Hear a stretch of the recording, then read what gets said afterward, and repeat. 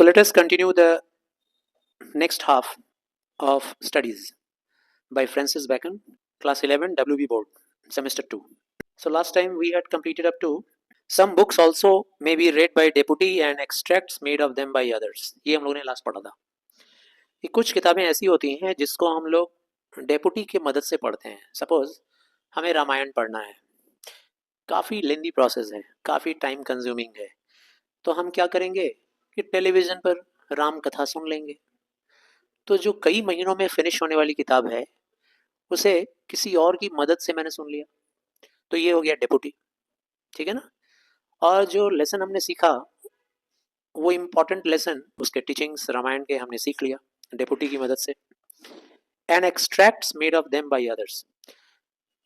Made by others मतलब suppose the one who is in the position of deputy of reading Ramayan और Mahabharat story, तो जो वो पढ़ रहा है वो उसके बताए हुए नॉलेज, उसके बताए हुए आइडियाज़ को छोटे छोटे पार्ट्स में हमने सीख लिया. तो एक तरह से रामायण पढ़ना ही हो गया, डेपुटी की मदद से पढ़ लिया. But that would be only in the less important argument. लेकिन इस तरह से स्टडी तभी करना चाहिए जब वो बुक लेस इंपॉर्टेंट हो. लेस इंपॉर्टेंट बोलने का मतलब जैसे मान लीजिए कोई कहानी है, कोई स्टोरी है, स्टोरी इतना इंपॉर्टेंट तो है नहीं कि हमको हमेशा याद रखना ही पड़ेगा लेसन की तरह से. अब वो स्टोरी को हम डेपुटी के रूप में सुन सकते हैं. 3 घंटे की फिल्मी स्टोरी हो सकता है हमको कोई 5 मिनट में बता दिया, तो आइडिया तो हमें आ गया उस स्टोरी में क्या है. सपोज कोई बायोग्राफी है, तो उस बायोग्राफी को किसी ने मेरी जगह पे पढ़ लिया और मैंने उसे सुन लिया, तो आइडिया तो आ गया कि किसका बायोग्राफी है और उस बायोग्राफी में क्या लिखा हुआ है. तो दैट इज़ लेस इम्पॉर्टेंट. ऐसा केस हम लोग साइकोलॉजी में, ऐसा केस हम लोग फिलॉसफी में, इन सारे सब्जेक्ट्स में कर सकते हैं, डेपुटी की मदद से पढ़ सकते हैं. लेकिन यही चीज़ आप साइंस में नहीं कर सकते. साइंस में अगर आप 10 पेजेस का कोई एक चैप्टर पढ़ते हैं तो एवरी लाइन इज इम्पॉर्टेंट, वहाँ आप डेपुटी की मदद से नहीं पढ़ सकते. And the meaner sort of books, इस तरह का डेपुटी वाला काम, डेपुटी की मदद से जो स्टडी किया जाता है, ये आप मीनर सॉर्ट ऑफ बुक्स में कर सकते हैं, जो मामूली किस्म की किताबें हैं. Else distilled books are like common distilled water. ये जो डिस्टिल्ड बुक्स है ना, इनका तुलना किया गया है डिस्टिल्ड वाटर के साथ. जैसे वाटर को जब हम लोग फिल्टर करते हैं बार बार, तो उसका स्वाद खत्म हो जाता है, उसका टेस्ट खत्म हो जाता है वाटर का, डिस्टिल्ड हो गया, फिल्टर्ड है. तो ऐसे ही अगर किताबें हम लोग किसी डेपुटी की मदद से पढ़ लेंगे तो समझ लो फिल्टर करके तुमको उसका आइडिया मिला है, उसका लेसन का आइडिया तुमको फिल्टर्ड मिला है, छना हुआ, फिल्टर किया हुआ. तो वो टेस्ट नहीं आएगा जो टेस्ट लाइन बाय लाइन पढ़ने में आया होता है ना. जो टेस्ट उस बुक का एक एक लाइन पढ़ के मिला होता, वो टेस्ट डेपुटी से नहीं मिलता है. Reading makes a full man. Reading जो है ना, पढ़ना पढ़ना एक ऐसा अभ्यास है कि एक इंसान को फुल मैन बना देता है, मतलब एक इंसान को परफेक्ट मैन बना देता है. उसके अंदर जो जो एलिमेंट्स होने चाहिए इंसान होने के लिए, वो सारी बातें आ जाती हैं रीडिंग करके. दुनिया भर का ज्ञान, दुनिया भर का आइडिया उसके अंदर आ जाता है रीडिंग करके. कॉन्फ्रेंस है रेडी मैन.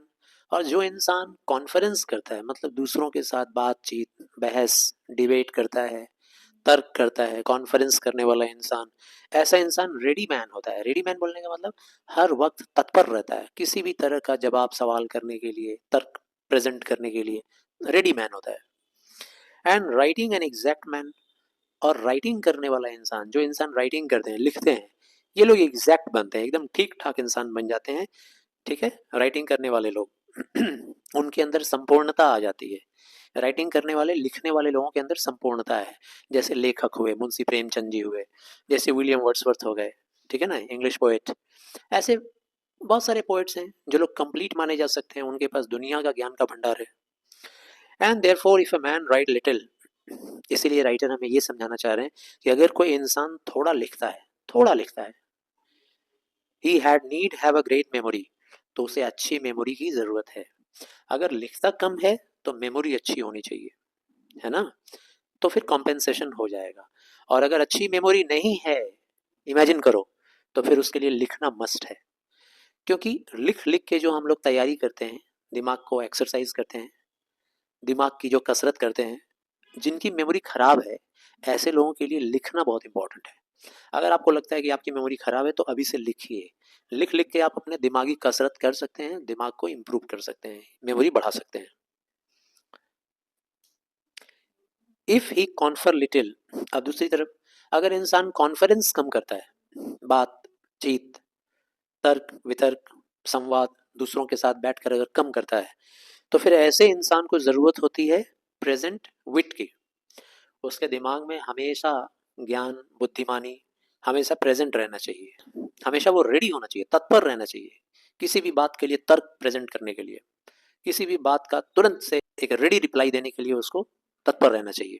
और अगर उसके अंदर इस बात का तत्परता कम है, अगर उसके अंदर रेडीनेस कम है ना, तुरंत तुरंत जवाब देने का एफिशिएंसी अगर नहीं है, एबिलिटी नहीं है, तर्क बितर्क करने का अगर एबिलिटी नहीं है, तो फिर उसको कॉन्फर करना चाहिए। ऐसे इंसान को बात विवाद, तर्क वितर्क, आलोचना में शामिल होना चाहिए। ठीक, पाड़े मोहल्ले में बैठकर लोगों के साथ गपशप करो, अलग अलग इश्यूज पे बातें करो, दूसरों के तर्कों को सुनो, तुम्हारे पास भी वो सब आ जाएगा।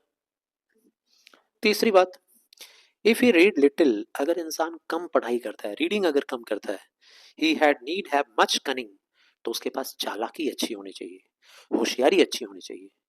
और अगर होशियारी और चालाकी नहीं है, इमेजिन करो नहीं है, तुम होशियार नहीं हो, चालाक नहीं हो, तो फिर तुमको पढ़ना चाहिए, बहुत सारी बुक्स पढ़नी चाहिए, स्टोरीज के बुक, नॉवेल्स पढ़ना चाहिए, मिस्ट्रीज पढ़ना चाहिए, साइंटिफिक बुक्स पढ़ना चाहिए, ताकि तुम्हारे पास हर विषय पर होशियारी हो, बुद्धिमानी हो, और तुम एक अच्छा प्रेजेंटेशन कर सको अपने पर्सनालिटी का, अपने बुद्धि का। To seem to know that he doth not. Histories make men wise. इतिहास इंसान को वाइज बनाता है, बुद्धिमान बनाता है। इतिहास पढ़ने वालों के पास डेट का डेटा होता है, ठीक है ना, दुनिया भर के डेट्स, ईयर्स, कौन से साल में कौन सा घटना हुआ, कौन से तारीख को कौन सा घटना हुआ, कौन से राजा का क्या नाम था, किस राजा के छोटे भाई, उसके बेटे, सबके बारे में ज्ञान, आइडिया होता है, बुद्धिमानी होती है। हिस्ट्री पढ़ने वाले लोग काफी ज्ञानी होते हैं। पोएट्स विटी, और जो लोग कविताएं लिखते हैं वो लोग विटी होते हैं, चमत्कारी रूप से बुद्धिमान होते हैं, जो उनकी मेमोरी बहुत तेज होती है। जो कविताएं लिखते हैं वो लोग का मेमोरी बहुत हाई क्वालिटी की मेमोरी होती है। द मैथमेटिक्स सटल, और जो मैथमेटिशियन होते हैं, मैथमेटिक्स की पढ़ाई करने वाले, वो लोग हमेशा शार्प होते हैं। सटल मतलब फ्लेक्सिबल माइंड के होते हैं, काफी शार्पनेस होता है, तेज तर्रार होते हैं, दिमाग उनका बहुत तेज चलता है। नेचुरल फिलोसफी पढ़ने वाले लोग, फिलोसफी क्या होता है, दर्शन शास्त्र जानते हो ना, कि नहीं जानते हो? जैसे मान लो कि लाइफ के बारे में दर्शन तुमको पता चल गया कि ये जिंदगी पानी का बुलबुला है, थोड़े दिनों के लिए है, फिर वो बुलबुला फूट जाएगा, मतलब जिंदगी खत्म हो जाएगी। जैसे दूसरी फिलोसफी, जिंदगी एक सफर है सुहाना, यहाँ कल क्या हो किसने जाना, इसी के ऊपर गाना बन गया है। तो ये अलग अलग फिलोसफी है लाइफ के बारे में, डेथ के बारे में। जैसे लोग कहते हैं death is not the end of life, it is rather the beginning of life. अलग अलग टॉपिक्स पे, जैसे प्रेम के बारे में, नफरत के बारे में, अलग अलग फिलोसफी होती है लोगों की।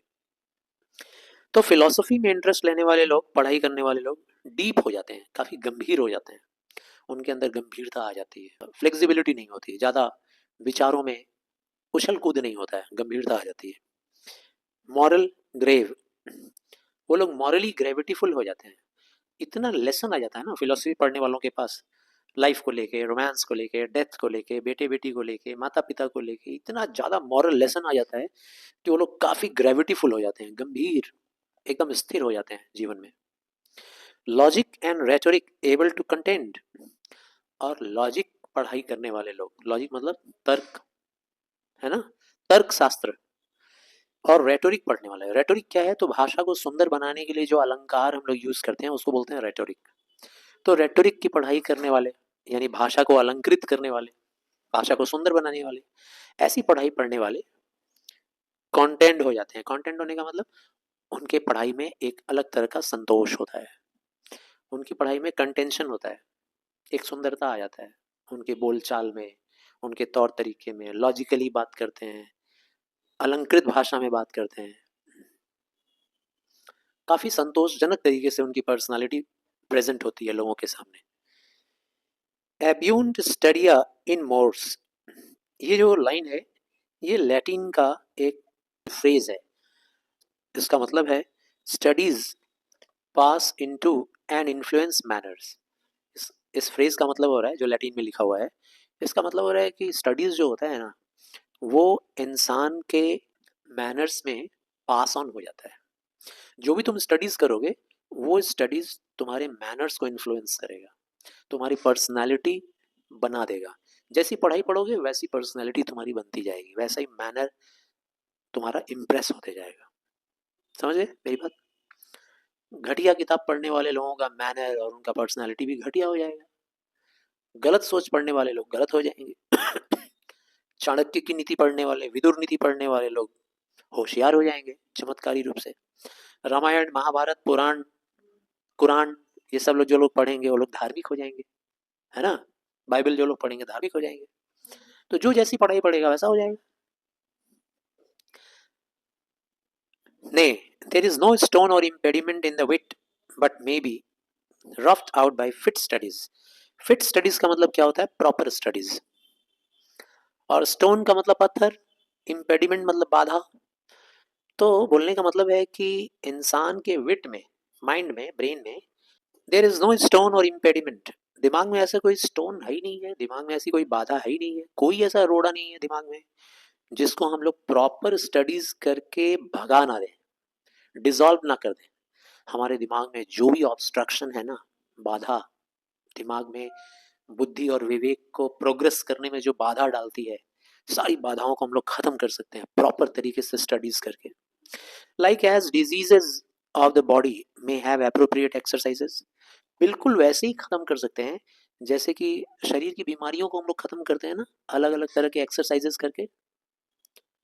जैसे एग्जांपल देखिए, bowling is good for the stone and rains.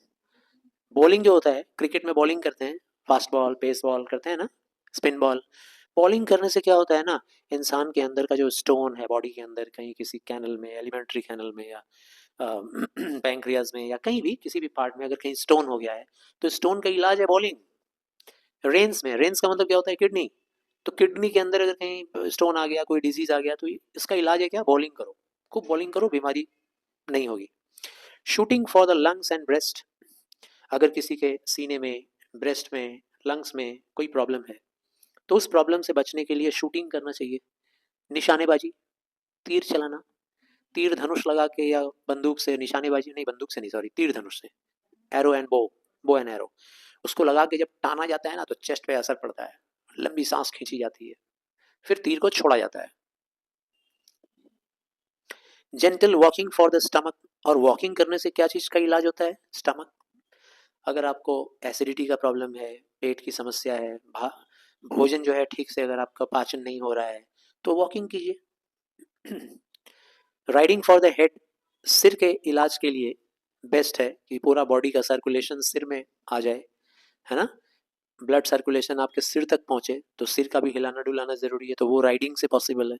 Horse riding करो ताकि खूब जोर से बॉडी हिले और सर्कुलेशन हेड में भी जाए, एंड द लाइक। और इसी तरीके से बहुत सारी बीमारियों का इलाज हम लोग एक्सरसाइजेस से कर लेते हैं। So if a man's wit be wandering, अब अगर इंसान का विट अगर वॉन्डरिंग करता है, विट मतलब उसका ये दिमाग अगर बहुत ज्यादा भटकता है, इधर से उधर कंसंट्रेट नहीं कर पाता है, तो उसका इलाज क्या है? Let him study the mathematics. उसका इलाज है उसको मैथ्स कराओ, मैथ्स कराओ, सारा उसका बुद्धि का भटकना दूर हो जाएगा। कैसे? For in demonstration, if his wit be called away never so little, never so little मतलब लिटिल, थोड़ा भी, कॉल्ड अवे का मतलब खिसकना, हट जाना। जैसे मान लो रोजमर्रा के काम में अगर कोई लड़का या कोई लड़की कुछ काम करते हैं और उनका बार बार दिमाग खिसक जाता है उस काम से, कंसंट्रेट नहीं कर पाते हैं, तो उसको क्या करना पड़ता है भाई? काम को बार बार स्टार्ट करना पड़ता है, बार बार स्टार्ट करना पड़ता है। ऐसे ही अगर उसको मैथ्स कराने बैठा देंगे और उसका माइंड अगर डाइवर्ट होगा बार बार इधर से उधर, उधर से इधर, कंसंट्रेट नहीं करेगा, तो बार बार सम्स रॉन्ग करेगा, और बार बार सम्स रॉन्ग करेगा तो बार बार स्टार्ट करेगा। बार बार जब स्टार्ट करेगा तो उसके मन में ऐसा होगा, फीलिंग्स आएगा कि भाई बार बार मैं स्टार्ट कर रहा हूँ, इससे अच्छा चलो एक बार मन लगा के करते हैं, और फिर फाइनली वो कर लेगा। तो अगर सम्स करने में उसका माइंड कंसंट्रेट होना शुरू हो गया ना, तो फिर वो लाइफ के बाकी चैलेंजेस को भी एक्सेप्ट करेगा विथ फुल कंसंट्रेशन। तो लाइफ के प्रॉब्लम को भी वो फुल कंसंट्रेशन के साथ सॉल्व करना शुरू कर देगा। If his wit be not apt to distinguish और फाइंड डिफरेंसेस, अगर किसी इंसान का दिमाग डिस्टिंग्विश नहीं कर पाता है, मतलब भेद नहीं समझ सकता है, फ़र्क नहीं समझ सकता है, या यूँ कहो कि किसी हालात के डिफरेंस को नहीं समझ पाता है, तो ऐसे इंसान को क्या स्टडी करवाना चाहिए? स्कूलमैन। ऐसे इंसान को स्कूलमैन की पढ़ाई पढ़वाओ। स्कूलमैन किसको कहते हैं भाई? तो ये स्कूलमैन उन लोगों से आया है जो बाल की खाल उधाड़ते हैं, जो एक-एक चीज़ का डिफरेंस अच्छी तरह से समझाता है। कौन? टीचर ही तो है, जो तुमको हर चीज़ का भेद समझाता है, फ़र्क समझाता है। तो ऐसे बच्चों को स्कूलमैन की पढ़ाई पढ़ाओ। फिर भी अगर नहीं समझ में आया स्कूलमैन का तो देखो यहाँ बगल में दिया हुआ है, फॉर दे आर सिमिनी सेक्टर्स। ये जो स्कूलमैन होते हैं ना, ये सिमिनी सेक्टर्स हैं। सिमिनी सेक्टर्स का ही मतलब हो जाता है बाल की खाल उधारने वाला। हर एक बारीक से बारीक चीज को भी वो लोग डिफरेंस पैदा कर देता है कि ये है और वो है। एक एक चीज को वो लोग समझा देता है डिफरेंस। तो ऐसे लोगों की पढ़ाई पढ़वानी चाहिए इन लोगों को। स्प्लिटर्स ऑफ हेयर कहते हैं इनको, बाल की खाल उधारने वाला। जैसे ऐसे बच्चों को चावल चुनवाओ, थाली में चावल दे दो और बोलो जाओ चुनो। अब चावल चुनने का जो काम करता है ना, उसको भेद और फर्क करना समझ में आ जाता है, डिफरेंस क्रिएट करना। क्या चावल है, क्या स्टोन है, उसमें कहाँ कीड़ा है, छोटा सा रेंग रहा है, उसको निकालना समझ में आ जाता है उसको। तो बालों को, जैसे मान लो ये यहाँ ग्रे हेयर है हमारा, व्हाइट है ब्लैक है, व्हाइट है ब्लैक है। जिन बच्चों को समझ में नहीं आता है डिफरेंसेस, ऐसे बच्चों को ये काम पकड़ा दो, चलो व्हाइट निकालो यहाँ से। वो बैठ के ब्लैक एंड व्हाइट हेयर में से व्हाइट को निकालेगा, चुनेगा। Splitters of hair, cymini sectores. If he be not apt to beat over matters and to call up one thing to prove and illustrate another। अब मान लो अगर कोई ऐसा बच्चा है या ऐसा इंसान है जो किसी बात में या किसी बहस में किसी बात को प्रूव करने के लिए इलस्ट्रेशन नहीं दे पाता है, या कोई बात को याद नहीं कर पाता, उसको याद ही नहीं आता है पुरानी बात, पुरानी कोई बात याद करके और वो प्रूव नहीं कर पाता है कि हाँ ऐसा हुआ था तो इसलिए ऐसा होना चाहिए। जिसकी मेमोरी बहुत ही वीक है, कुछ याद नहीं आता है ऐसे लोगों को पुरानी बात। हमें कोई बात प्रूव करना है तो पुरानी बातें याद जानकारी में रहनी चाहिए ना। तो मान लो अगर ऐसा कोई इंसान है तो उसको क्या पढ़ाना चाहिए? ऐसे लोगों को लॉयर्स का केसेस पढ़ाना चाहिए। देखो कैसे लॉयर्स लोग बहस कर रहे हैं, कैसे ये लोग एक बात को प्रूव करने के लिए पुरानी से पुरानी एग्जाम्पल को ले आते हैं और ले आकर के प्रूव करते हैं। लॉयर्स लोग कौन कौन सा घटना किस समय कौन सा घटना हुआ था उसको याद करके वो लोग ले आते हैं और ले आकर के प्रूव कर देते हैं कि this is why this should happen, this should be the result. So every defect of the mind में हैव अ स्पेशल रिसिप्ट। इसलिए इंसान के दिमाग का हर डिफेक्ट का एक स्पेशल रिसिप्ट है। हर तरह का प्रॉब्लम, दिमागी प्रॉब्लम दूर किया जा सकता है स्टडीज के जरिए। स्टडीज इतना इंपॉर्टेंट है। तो आई गेस चैप्टर समझा पाया मैं। Thank you.